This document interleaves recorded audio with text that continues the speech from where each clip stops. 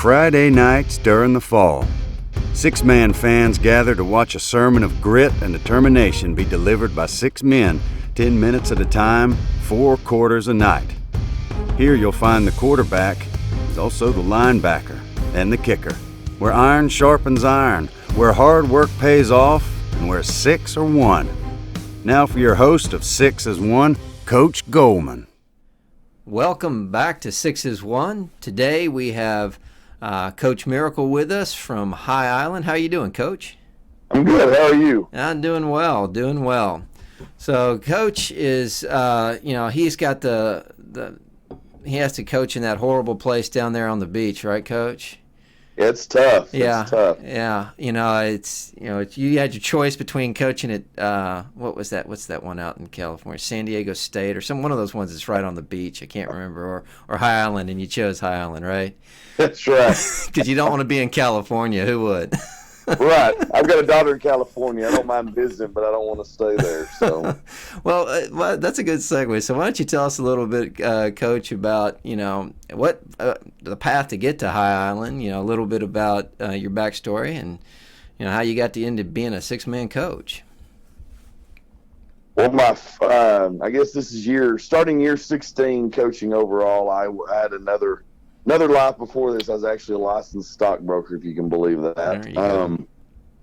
Got tired of sitting at a desk and being confined by walls and missed the part of my life when I, was with a bunch of guys in the locker room and playing football, and did it all the way through college. And so I decided that's what I wanted to get back into. And 16 years later, and entering my 6 years as a head coach, my journey's taken me through 3As, 4As, 5As, and 6A, that's what my last head coaching job was. I was 3 years at Paschal High School in Fort Worth, Texas, which is a 6A high school, and really enjoyed my time there. And then the next thing I know, I go from 6A to 1A in a year. So, okay, well, that's a jump that I don't think you may be the only one I've ever talked to that's made that jump. So explain to me that phone call. I mean, how did that all come about? Well, actually, one of my goals was to be an athletic director and a head football coach. That's what I wanted to do. So I was actually at Lake Ridge High School in Mansfield, Texas, with Kirk Thor, who I consider my mentor. He was he hired me on his Mansfield staff, and then I went back and joined him again when he opened Lake Ridge High School.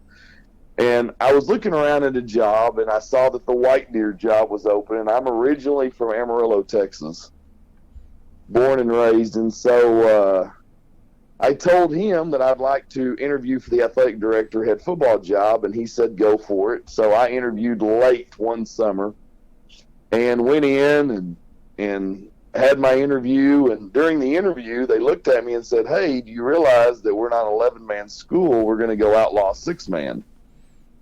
And I said, "Oh, wow, no idea." And they said, "Are you still interested in the job?" I said, "Yeah, I'm still interested." I knew nothing about 6-man football other than I had 6 players. And the interview went great. Superintendent showed me and my family around. I think the only house that was for rent in White Deer. And he said he'd get back with me when they finished the interviews. Well, I got a phone call a few days later. They offered me the job. I thought, hey, my wife and I made a family decision. We said, go take it. My wife and family actually stayed in Fort Worth because I had a daughter that was a senior in high school and a house to sell.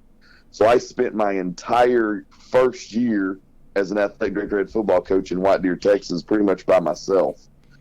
And did that for a year. House didn't sell. I'm sitting there going, well, I can't afford to continue paying this. I had a pretty sizable mortgage. Yeah. So I had to make some decisions. It was really hard to do because the community of White Deer is absolutely fantastic. My wife didn't even live there and already had friends there. I mean, it was that great of a community. And so I made a really hard decision after a year to move back to the Metroplex, and that was really, really late. A buddy of mine was the head coach at Paschal. He hired me to be his special teams coordinator because he was short a coach. Went through that football season. Roll around in February, he promotes me to be his defensive coordinator. We're getting ready to go into spring football. He comes to me the Friday before we start on Monday, and he goes, "Hey, I'm resigning. Do you want the job? And do you want to be considered for it?" I said, "Sure." Went through spring football as the interim head coach at a 6A high school in Fort Worth, Texas. They came to me right before we had the spring game, told me they were going to make the announcement and give me the job. And all of a sudden, I went from the 1A head coach at White Deer to a 6A head coach at Paschal in Fort Worth. Did that for 3 years, and that was which I learned a ton, believe me. Great community, great kids. I wouldn't do anything different again. After 3 years, decided, need to make some changes. It's not what I wanted to do because I was ready to get back to a little bit smaller venue, not necessarily six-man, just smaller venue where I could, again, be the AD head football coach. And I didn't even know where High Island was when I interviewed for the job. I had to look it up on Google it. I mean, I didn't know that there was a place here, Yeah. And so we drove down and interviewed for the job, and I was blown away by the superintendent that was here.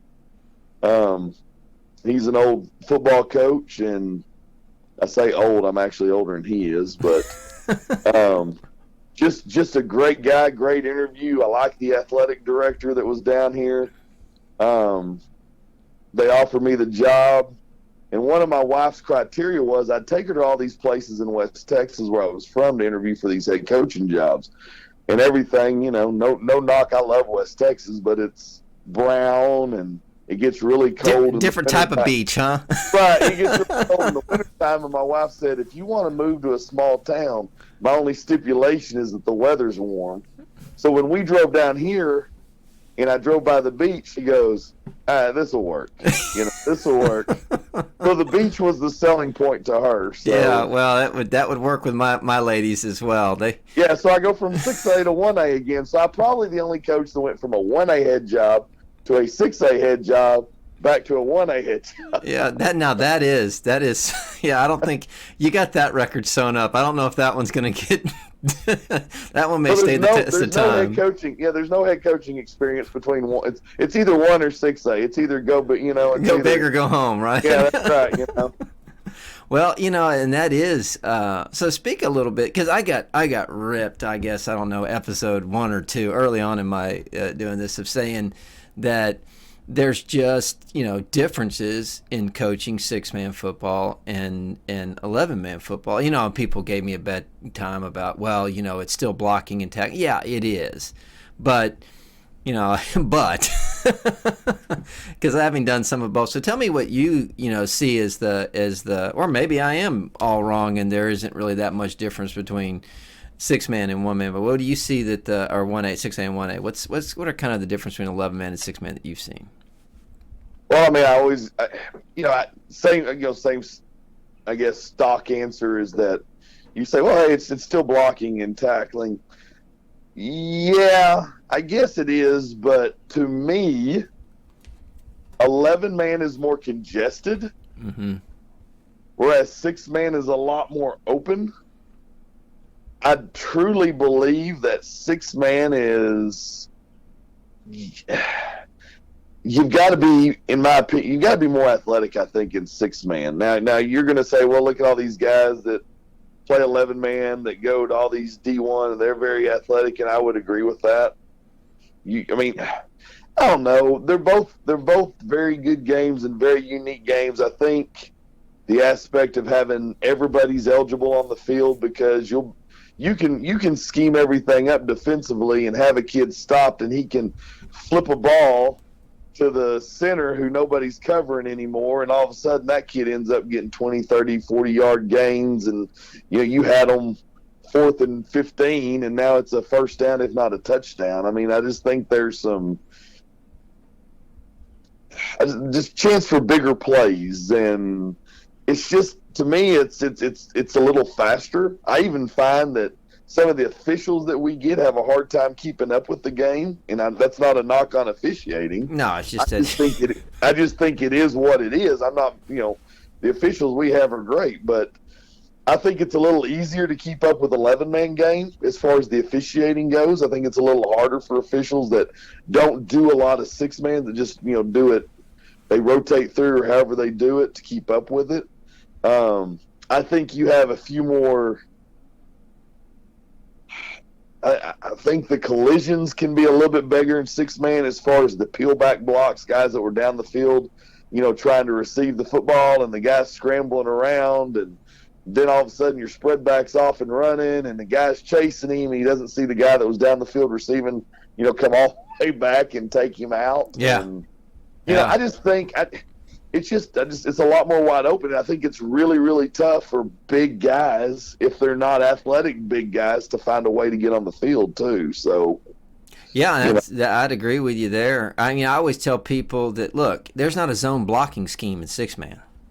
And believe me, I've looked at it. Yeah, and I have too. I've looked at all kinds of ways of, one of the things I had Coach Jones out of Garden City, I thought in one of these days going to get the other Jones, Vance, but the veer is about as close as I could see to kind of running some form of kind of that triple option zone blocking scheme, but but it really it's like you said, it's more wide out, and more people are spreading it out, and that just seems to be the game.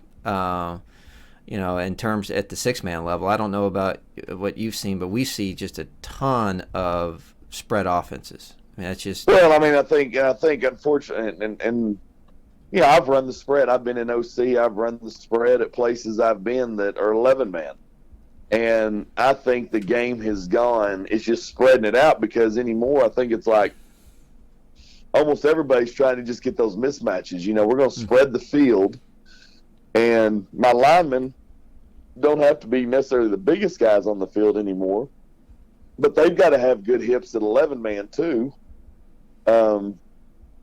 Six-man, you just spread it out and you say, my athlete's better than you, and I'm going to find ways to get the ball in their hands. Yeah. And if you can tackle my guy in space, good luck. Yeah. And if you can't, he's going to roll off. Now we run quite a bit of tight here, and I don't know if that's, my curse, because I was an offensive lineman all the way through college and I like to run the football, or it's my traditional football background, I guess, where I'm trying to do stuff more like I did in 11, but it's a way I find it can fit your kids, but I kind of try to match what I have, what we have. Yeah, I think, and I'm a big believer that if you can't be balanced, you can't run a tight package, and we'll run tight with 135-pound linemen. We're going to run tight. That's just, and we will run spread, but basically I don't look at the team every year and go, all I've got is 135-pound linemen. We can't run tight. Nope, we're doing it. They're just going to be tough. But we're going to coach up, different ways to block it, and so that they don't get just mauled. Right. But I'm with you that it does. I'm kind of want to make sure that if I need to, I can get tight and I can get in. If 4 downs from the 10 going in, being spread is tough. It puts the defense at an advantage. Right. So, that's kind of the way I always looked at it. So now, Coach, tell me a little bit about your program down there. The school itself, the type of kids you got, the community. Give me a little bit of backstory there. Okay. Well, again, still learning, going into year 2 here, but after spending a year down here, I always believe you can win anywhere you go. I don't care if it's in the middle of the desert or if it's on a beach. It's, kids are kids. You coach them up, and system fits the kids, not the kids fit the system, and you teach the mindset, because almost everything we do is a mindset. But I believe I can win everywhere I go, and that's again, that's just me. But we've got some great kids down here. We graduated 1 senior off a team that had 20. Oh wow! So we've got 19 coming back, and we've got 5 freshmen, or 5 8th graders that'll be freshmen. So we're going to have 24 on the roster. This school, we're running about 100. I want to say we're around 160 right now, K through 12. Okay. Now, according to what, again, going into year 2, and I've had to kind of get the history, but they used to be around about 350 K through 12 prior to Hurricane Ike. And then Hurricane Ike came in and, pretty much wiped out the peninsula. And a lot of people moved north. That's where they got relocated to while, all the repairs and all that was being done. And then a lot of those people just did not come back. Yeah. And so that's, they played, they had a proud 11-man program. And some of the people from their state team actually reached out to me and wanted to do some fundraising and stuff like that for us, which we appreciated. And they tried to maintain that 11 as long as they could, but I want to say the last time they played 11, I think they had told me their numbers dropped down to around 14 boys is really all they had. So that facilitated the move to 6-man. So, yeah, we're sitting around 160 right now. We are heavy, heavy boys here, which is a good thing when you're a football coach. Yeah. It's a bad thing when you're a girls coach, but it's a good thing for a football coach. We've got about 22 young men that'll play at our middle school this year. Wow. So we have decent numbers. This place struggled over the last several years, and I won't go into great details, but let's just say things were not where they necessarily needed to be academically. We have had, and again, I said earlier that one of the reasons that drew me to this, because I actually had some offers to be a coordinator and some things in 11-man school before I decided to come to Highland. But the superintendent here is just a great, great guy. He's a true leader. He actually has a vision for where he wants to drive this place. And within the last year, just being with him, I have seen just the overall attitude of not just the staff here, but the kids just kind of be infected by his positivity and his direction. And he made a lot of changes when he brought me in and some other teachers, which does include my wife, who also teaches here, which I think is one of the cool things about it, is I get to work with my wife and I get to teach my daughters on a daily basis, which is really cool too, because I've never gotten to do that before. So it's just really positive. I mean, we've upgraded our athletic facilities and our academic scores this year, and I'm probably going to mess the numbers up, and if he hears this, he'll be mad at me, but I believe it's 92% of all kids that took a state test this past year passed. That's excellent. Well, go ahead. So that's all the way from what is that? Third grade up to juniors. Right, to 11. But they all pass, so that's pretty cool, and just seeing the amount of the stuff. We're getting new uniforms, and they've repainted and redone the concession stand, and we're getting a brand new press box. And on the football field, they built a brand new press box at baseball last year. They're upgrading the baseball and softball facility. I mean, it's cool to see it all heading in that direction. Yeah, and kind of give us a little bit about what your philosophy is when it comes to coaching and how that does translate over into the classroom, and where coaching can help, help with the academic side of the ledger, so to speak. Well, actually, to me, it's kind of flipped. I actually think the best coaches are great teachers. Yeah.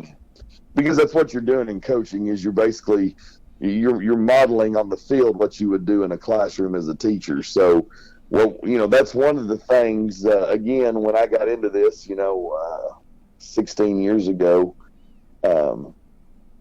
I tried to, first job was Gary Ovo hired me, and I was a middle school coach. And so I went in, I did what coaches did to me playing. My coaches yelled at me, and it was yes or no, sir. And I did because it was a different day and age. Well, I did that in my first coaching job, and it's like, whoa, my kids aren't responding to this. So after that first year, I had to figure out a way. But, building the relationships in the classroom with kids that aren't your athletes, then all of a sudden you're getting these kids that want to come out and do stuff in athletics for you. And they may not be the greatest athletes, but because you have that relationship built with them in the classroom, they run through walls. But again, great teachers equal great coaches in my mind. Kirk Thor taught me that.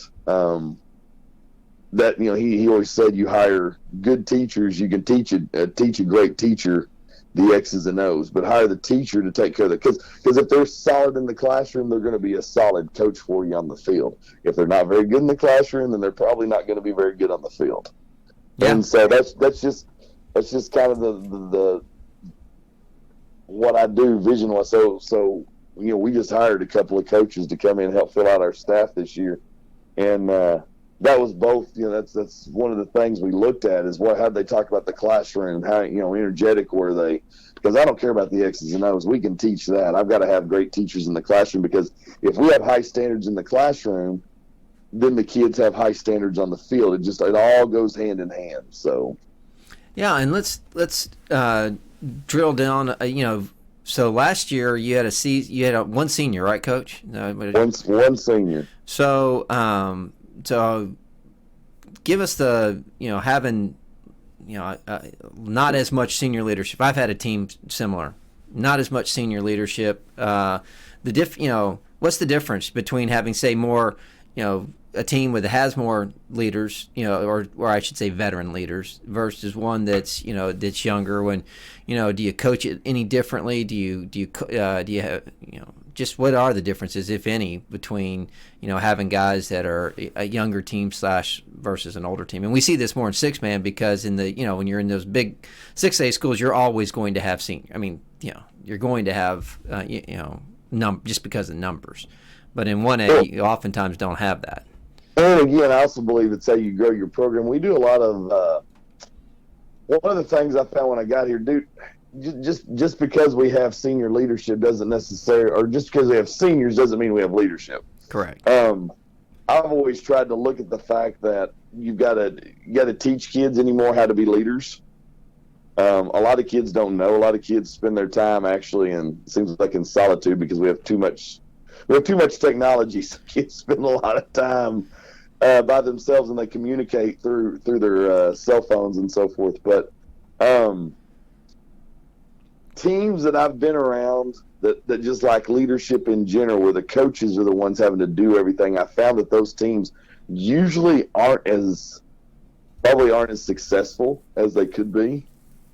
Teams that have more leadership from within the team itself, where it's more kid driven and less coach driven, those end up being your better teams, because I believe that when kids hold kids accountable, those teams they're just stronger. There's no quitting those teams. When a coach leads a team, you can have good teams. I don't know if you have great teams. Yeah, I'd agree with that. Yeah. And so, Coach, how do you get people? How do you encourage? That because oftentimes they're young men. We're dealing with young men here in football. They can be, but how do you get those young men? How do you encourage those young men to step up into that role? Well, I mean, it's a chore, because some of the kids that you look at and say, "Hey, you should be a leader," I mean, they'll tell you they don't want to be a leader. Right.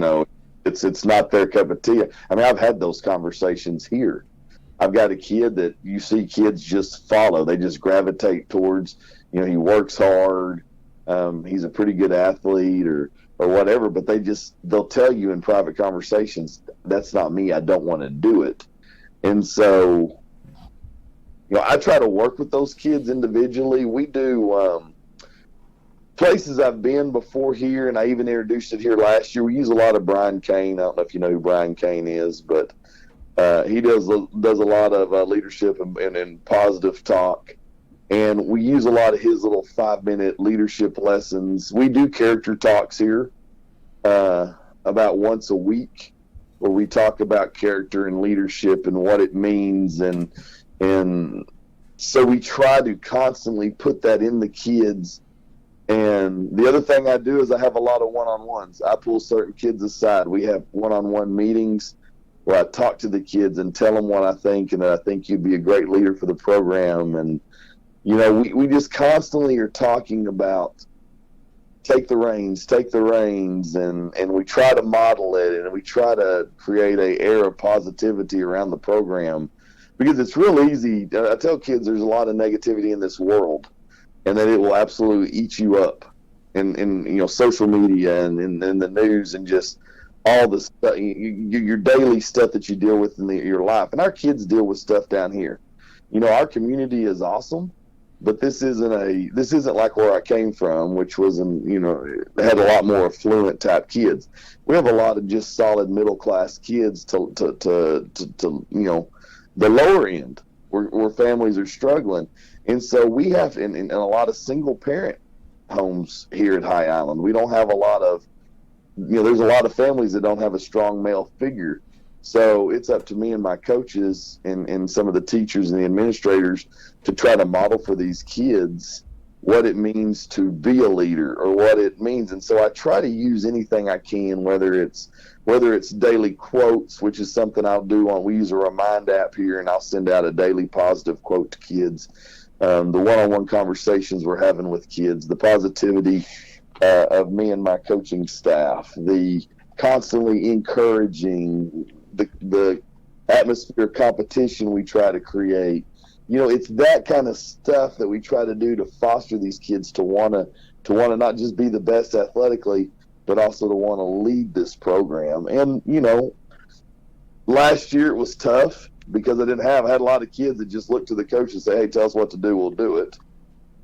This year, I feel like we've got more kids that are starting to, I have kids reaching out, making cell phone calls. "Hey, you need to come to summer workouts. Right. You need to show up." And this year we had better attendance than last year. It's not as good as I want, because I don't think any coach is ever happy. They want 100%.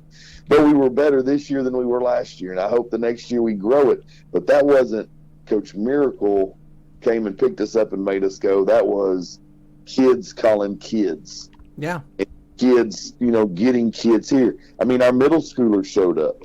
Our high schoolers showed up.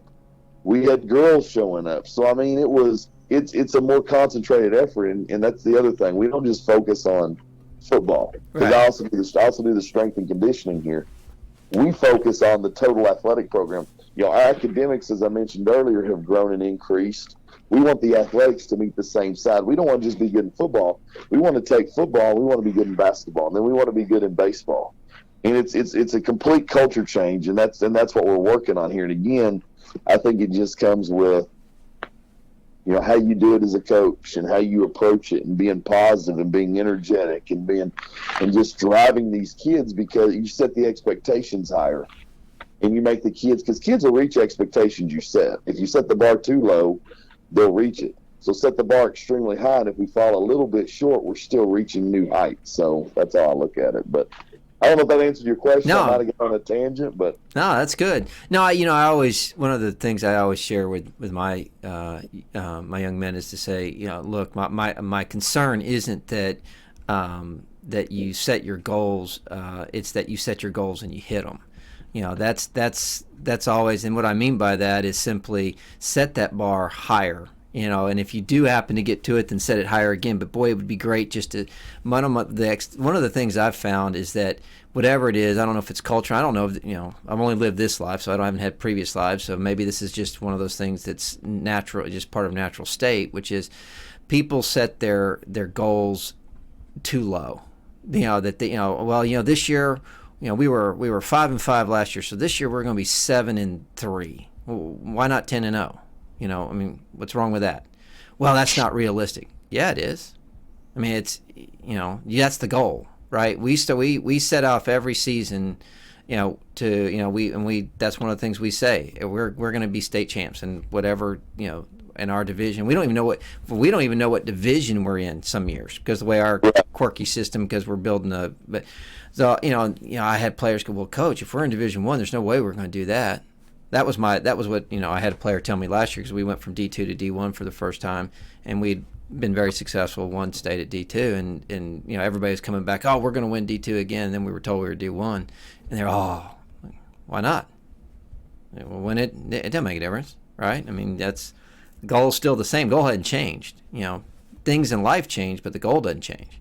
We're going to set it as high as we can possibly set it, and that's the highest you can set that. And then we have other independent goals. But yeah, I always worry about my kids and these young men feeling like they need to set only obtainable goals, right? And that's just you're all it does is low. And when you keep lowering the standard, that's not the way to go through life. Is by lowering the standard, because somewhere out there somebody else is increasing the standard, and that's the person ultimately you're going to run into, and they're just going to blow you away, and you're not even going to be in the game. And I try to relate to the kids, saying, hey, how would what do you think the Alitos do? What do you think the South Lake Carrolls do? What do you think the Union Hills do? Do you think that they just show up and they're good, or they, all the good players just live in those cities? No, it's this mentality, it's this culture, it's the leadership of the kids, because they expect to be deep in the state playoffs every year. Their goal every year, everybody's goal should be win the West State Championship. Yeah, and everybody should work towards that. And I just had my parent meeting with my kids, or with my parents and my kids, and one of my deals was, hey, the vision of this program year in and year out, as long as I'm here, is to win district, regional, and state titles. That's it. That's our vision. Every single year, that's the number one goal on the agenda. And that doesn't mean winnings. Yeah, everything. Right. Everything, because winning's not everything. I measure wins in a whole lot of different ways, and that's not why I got in this business. But, kids set their goals too low. And a lot of that, and again, I don't want to make this controversial again. A lot of it has to do with, well, this is what my parents do, so this is what I'm going to do. Yeah. But when I was growing up, I have great. I love my mom and I love my dad, but I wanted to be better, and I want my kids to be better than me. Yeah. And that's just, you want more, and I find nowadays it seems like that there's just, it's like this standard. It's, well, here's my parents, that's what I want to do. Yeah, well, I don't even think I can hit that. Yeah, or less, and it's like, no, go be better. Yeah. Be better. Go be your own man. Go be your own woman. Go. I told my daughter, my oldest daughter lives in California. She's lived there a year now. She graduated from the University of Texas. She said, hey, I got this degree. I don't have any job prospects around here. I said, well, what did your college professor say? Well, they said I need to live in L.A. I said, then what are you waiting for? Yeah. And loaded up the car. I drove her out there. I said, I love you. Good luck. We'll do anything for you. Came back. Well, now she works for the Hollywood Reporter, and she's tearing it up. There you go. But if you don't ever say that, we tried it, and I tell that story to the kids. Hey, set the goals high, and let's knock this thing out of the park, because sometimes you'll shock yourself.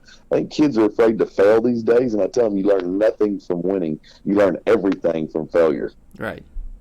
Yeah. So. No, we just shake it off, dust yourself off, get back up, and play smarter and harder. Yeah, we actually use the Jocko Williams quote. Not dead, can't quit. So yeah, Extreme Ownership's a great book. I highly recommend to any coach or anybody. I don't know if you read his book, but it's a really good read. That's a change we saw in our culture. Last year here. Because like I said, this place used to be really, really good in all sports. And then they went through that lull, because of a natural disaster. And we've got some great kids here. It's just these kids starting to believe. And we're starting to see the change in them. I mean, I'm starting to see it. I had a kid get injured last year. And at the beginning of the season, this kid may have just been done for the game. And I'm out there, and he's in a lot of pain, and his ankle's killing him. And I'm saying, hey, can you walk? You good? And I get him up off the ground. He goes, hey, not dead, can't quit. Give me a play or two, and I'll be back out there. And he took his play or two off and got the limp off and went right back out there and finished the game. So, yeah, that's where we're going. And I've seen a lot of that. I've got, it's just really cool. We've come a long way. We've still got a long way to go, but we're trying to create something special here. I think the kids would, like to compare themselves, one day, get up there with the tops of the Union Hills and the Garden Cities and the Richland Springs and those guys. Yeah. That's the ultimate thing here. They want to be on that elite playing field. So just keep plugging away, right, Coach? yeah, that's all you can do. Well, that's gonna roll us to the end of our first session with Coach Miracle. The second part of this is always where Coach and I are going to go over a little bit of film. So those that are listening, I never try to make you listen to film in an audio format only. So this is where we'll part ways on the podcast side. Those that are on webcast, and I actually have been remiss. So if you want to find us, you can look under Coach. Unfortunately, it's like Coach G on YouTube. You can bring up the or SIXASONE. Or just go to our website, sixasone.com, and there are links there to both SoundCloud and YouTube. So the second portion of this will be available on YouTube. So at this point, we'll part ways. God bless to those that have been with us for the first part, and we'll catch you on the flip side.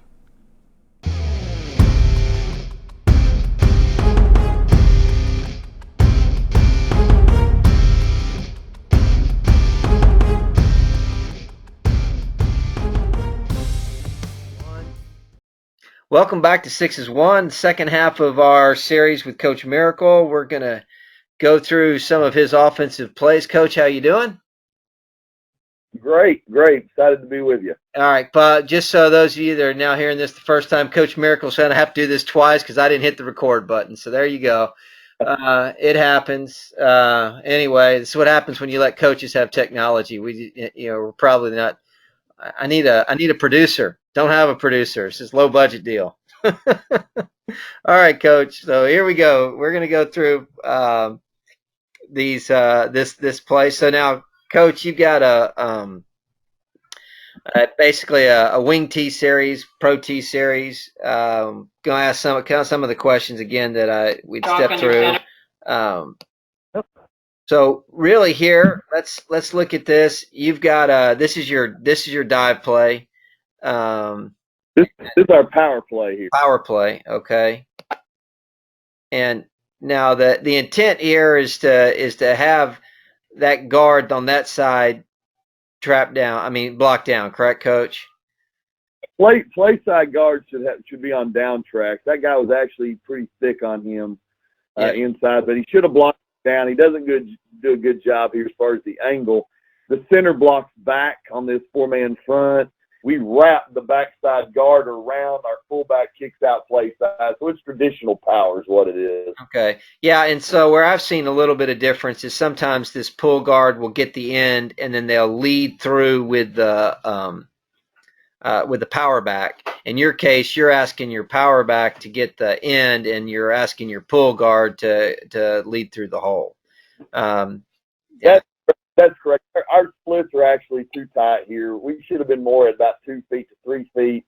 We're doing it at about 1 foot, so it gets a little congested, and we don't get a great push here. But we still get positive yards out of the play just because we hit the hole so fast. Yeah. It would have been nice to get our backside guard up onto that linebacker or that safety kid, but it still works out, and we gained about 7 yards. Gotcha. Now, and Malin talking the back. Here we go. So and I that's just because I've seen so many different people. You're at a 5 yard difference here as opposed to a 3 or a 4.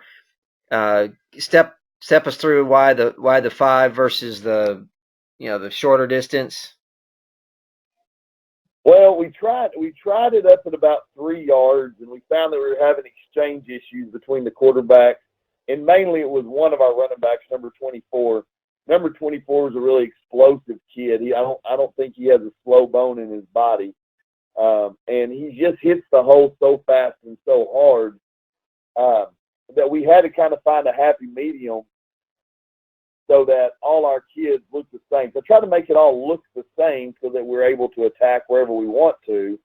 And so we put them at 5, and that seemed to be the happy place where he can still hit the hole, and we weren't having exchange issues. Anything closer than that, and we just weren't fast enough getting out from under center. So this is what we call our die play or veer play.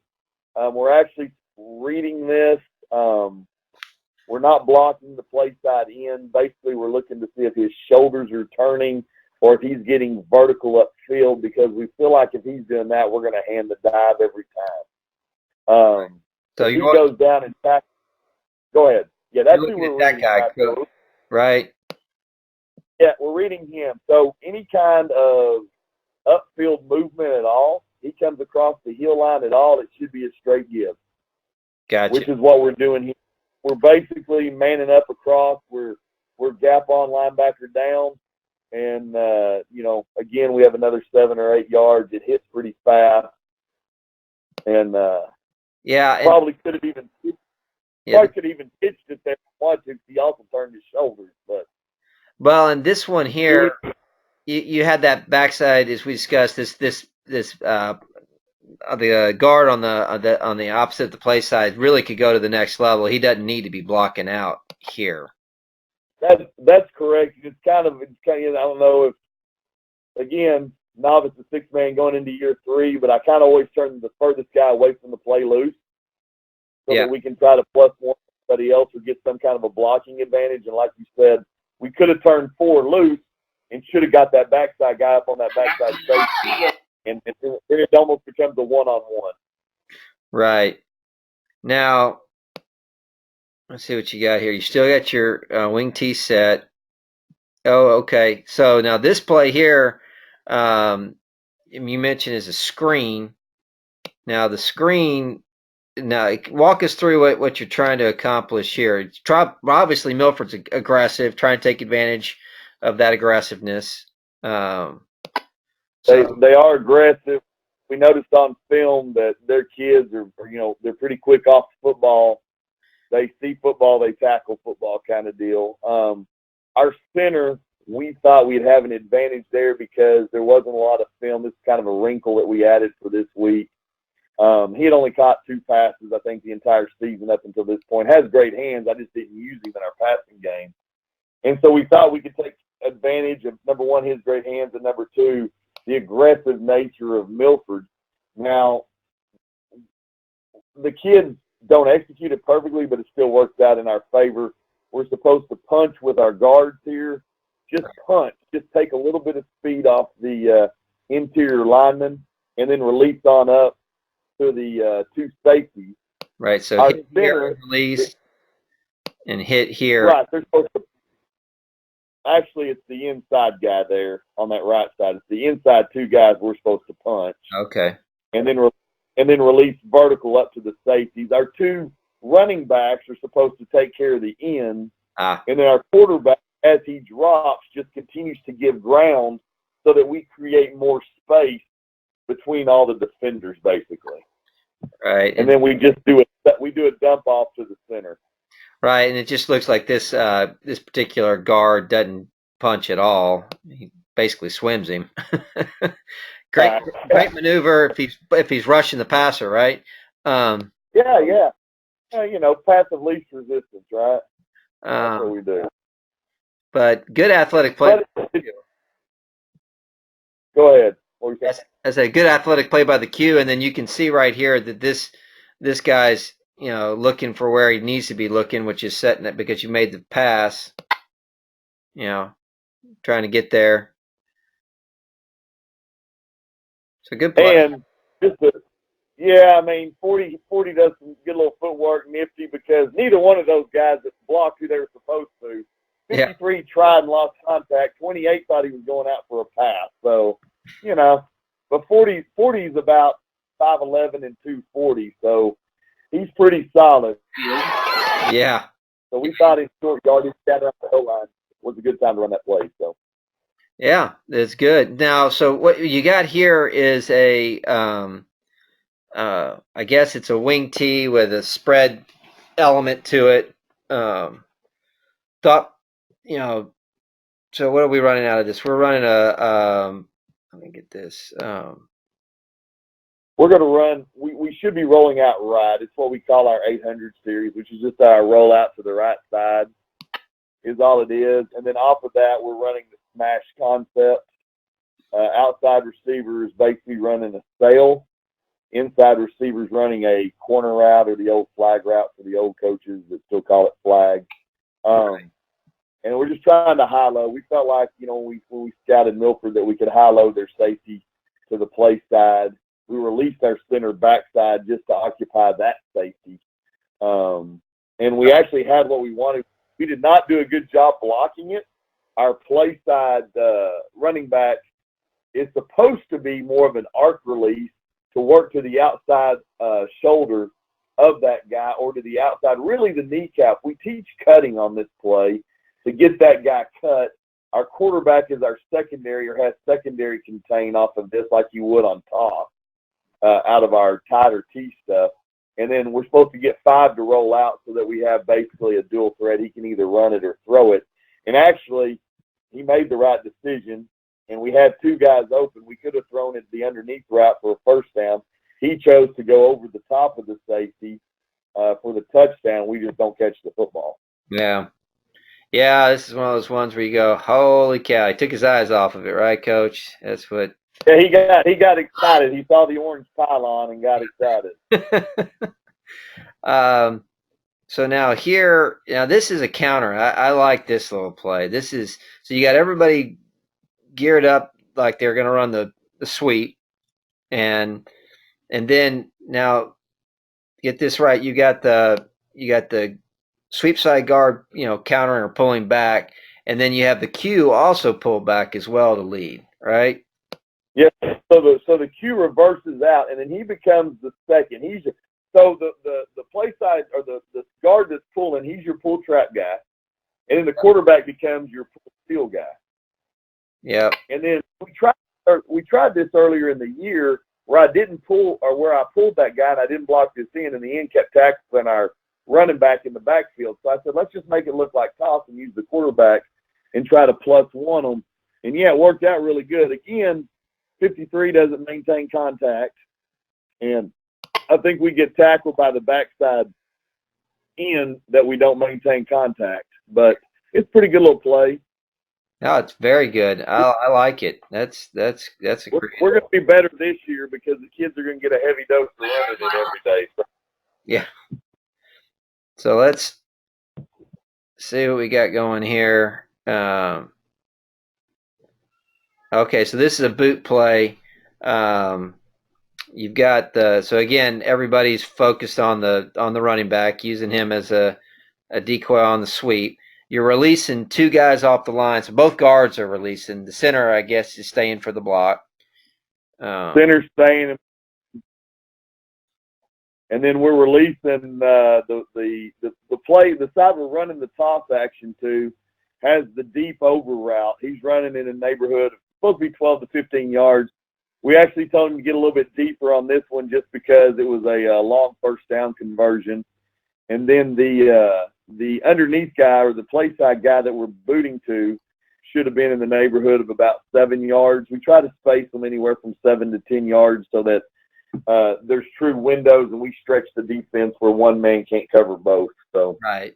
And it works out great. Quarterback makes a great throw here, and that kid makes a great catch. Great catch. Yep. And he hits the right guy. I mean, he actually does have, well, maybe not the underneath guy. It's hard to tell because you can't tell where the linebackers are at that point.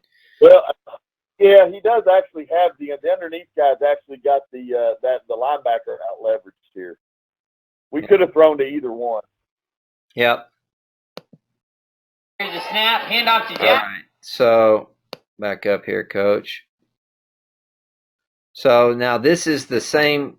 Let me see. That's the dive. It's this one we saw a little bit earlier. It's the same dive, but that time they got that one covered up. But I think that may have been the last play. I just happened to randomly grab an extra one at the end. There you go. Well, hey, Coach, that gives us. I like that. I like that pull on the and using the Q out of that Pro T set and coming back. I actually hadn't seen that play before. Where'd you come up with that? That one you drew up on in the shower, or is that one you pulled from somebody else? No, I actually came up with. I think about it again. It's coming from 11 man, where you have to have the double exchange at 6 man. So I was sitting around last year, and I said, it was a little bit of my spread background from 11-man saying, hey, we need to, the old concept of +1 people in the 11-man spread stuff. How can I +1 this guy? My quarterback gives me a +1 in the run game in spread. So I started basically coming up with how can I +1 teams using my quarterback. And so I came up with that, and I actually liked it. We came up with that late in the year. Like I said early on, we were getting tackled because I wasn't doing that. I was trying to pull two guys and leaving that end unattached. And, you take 2 steps and make it look like toss. You got catches it, and he's got a reverse field, and that end was tackling him. I said, well, this ain't going to work. How can we run counter? And that came up with, we have a lot of time to mow grass around this place in 6-man. It's not like we don't have turf fields and all that. So I solve a lot of the world's problems and my football problems on the back of a lawnmower. I'll tell you that. Yeah, I can tell you that as well. I'm the same way. I have pretty much. Yeah, I got to cut the grass too. When I took over the program, I didn't know I needed to be a lawn care maintenance guy. I told him I don't grow plants or anything. I can't. But I'm learning. So now all you got to do is get me a speaking engagement. Now that I've shared this, now probably somebody else is going to steal this from me and run it against me this year. So. That's the whole point of all of this, exactly. And six. That's why I ask, because it's what I love about 6-man is that we run. You find everybody. You run other plays, but then you come to learn that really, in the end, it's about being able, like anything else, just to execute it. I mean, you can. I've had people tell me all the time that that they're, how do we do this? How do we do this? I said, well, you can know it's coming, and you still can't stop it, right? I mean, that's when you've got a good team where your guys are executing. Is that the other team already knows it's coming, knows all the cues, right? And they still can't stop it. Right. I mean, that's where we all want to be. Is here. I don't know if it was. Well, I can't remember which coach told me. He'll send me. He tells people, "I'll send you every film, and I'll send you my entire playbook. Don't care." And I'm kind of trying to remember who that was, and years ago. But in the end, it's not about the playbook; it's how well you can execute it, right? So, well, I think you asked me a question, in the just the first part of this about what's the the differences or whatever, and the similarities to 6-man and 11-man and any sport. It doesn't matter what sport it is. The teams that have the best athletes don't always win. The bigger teams don't always beat the smaller teams. The ultimate goal to all of this is execution. Yeah. Execution and discipline. If your kids are disciplined and execute, you'll win a lot of games. Doesn't matter what sport it is. That's what it boils down to. Because you can have all the other stuff, and if they can't execute, then it doesn't matter. So I don't know about you, Coach, but for me, I'll take and I tell kids, if you want to see playing time, you want to play. They all want to play. I said, then know what you're supposed to do. It's the first thing, because you can be the greatest athlete, but if you keep blocking the wrong person, using the wrong form, I'm going to go with the guy that knows what he's supposed to be doing. He may not do it as well as you do every time, but I'm going to go with the guy that is consistent about blocking the right person, making the right, being at the right place at the right time. And, every year I'll have some kids that don't catch on to that and wonder why they, being a better physical specimen, they aren't getting as much playing time as, one of their brothers. So. No, I agree with you 100%. I've had them at the 2 levels. Well, I've had them all my coaching career. I've had the guys that look like, the coaching saying out there, the guys that look like Tarzan and play like Jane, right? Yeah. And again, I'm a big believer. I think character is huge. I don't think we do enough. I think we can always do more with kids' character, but a lot of times in sporting events, football, whatever, if that kid's character is not solid outside of football, it's going to show up on the football field, and it's going to show up. And so I'm like you. I want the kid that's got the character. I want the kid that'll run through a brick wall, and he may not look like, he may not look like, Tarzan, but he's going to give you everything he's got, and he's going to do it right 99% of the time. So, yeah, I have one this year that's we're moving up to play and physically not where some of his peers are, but he's going to get a lot of playing time simply because his head's in the right place. So, right, we got to do that, and I think that's our biggest. I told the coaches that I hired, our biggest is not just at High Island. I think this is universal. I think the biggest key to success that a coach can have nowadays is the mental part of the game for kids, because that's where it's the hardest, because they're influenced and pulled in so many different directions. And if we can get hold of their mind, and I think we can make a difference in the kids and just how they play. So yeah. Well, Coach, we thank you for taking the time, sharing some plays with us. We always appreciate. I got into this just to learn. It's one of the things that I'm learning something new every week. That's my goal, is to take a nugget from here or there and try to work it into, and then we always try to make it work for us, right? That's the other thing. You can't run it the way somebody else. You got to, like you mentioned in our first part of our segment, we're teachers ultimately, and you got to be able to teach it. So you got to be able to put it into words or and rep it in ways that the kids can understand. And so, to me, that's the, I think one of the takeaways a few years back that I went back to our own program is that, like, we don't run drills anymore. If that we don't have a single drill that does not have a concept that we use in a game. Every drill, everything we have, whether it's quick feet drills or even the way we do our quick feet, is to emulate how we would use that in a game scenario, so that the players, know why we're doing it. We're not just doing it to torture them, right? Sometimes I think they think we just come up with brutal ways to make them sweat and die. But so anyway, no, I'm with you. We don't do drills here. That's one thing. When I became a head coach, I told all my assistants, I said, hey, I'm all about drills and stuff, but I don't want to see a drill you picked up at a clinic that doesn't apply to what we do.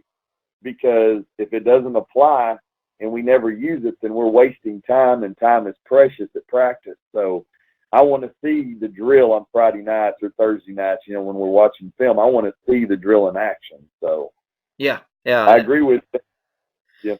Yeah, that was a huge thing. I went back and probably got rid of a third of the stuff we did just because, it didn't translate to what we do. It might translate to, that drill might be perfect for somebody else running a different offense, different defense. That's fine. It's not a bad drill. It's just doesn't work for us. I agree. All right, Coach. Well, we thank you again. For those of us, please share, like, do all those good things on YouTube. Subscribe. That would really help us, because that helps us to promote this around our small audience of six-man football. But it's growing, and we're truly appreciative and fully blessed. Thank you again, Coach Miracle. Well, I have thoroughly enjoyed it, and I'll do it anytime. All right, and we wish the rest of y'all a blessed day, and as we roll into season, getting ready, week out. Take care and God bless. All right, Coach, let me hit stop on the recording. Tell me your YouTube.